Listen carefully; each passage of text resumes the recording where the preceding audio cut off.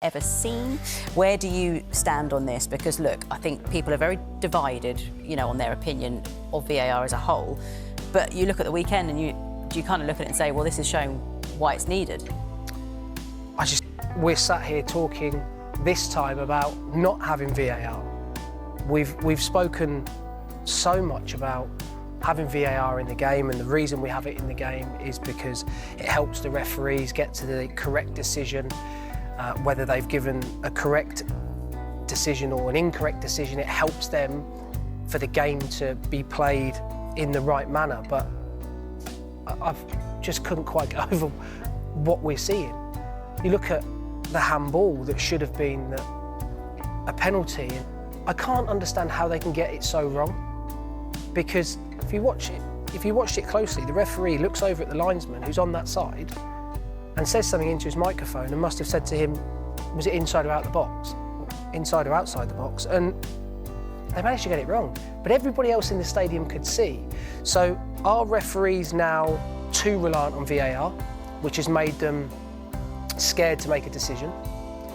VAR has removed all of the emotion out of the game. You and I were talking before we came on and did the show that I wouldn't want to be a footballer now. And the reason for that is because the emotion has gone. And what I mean by that is that in my career, the big moments that happened for me personally, the big moments of goals when I scored, or a team, we won something, we scored a goal, you can't celebrate instantly now. And it just seems as if it desensitises the game a little bit. And then we remove it at the weekend, and now we're having a conversation about referees again. So it's almost as if we can't win. So if we have VAR, great, but then it's all subjective one week and then objective the next.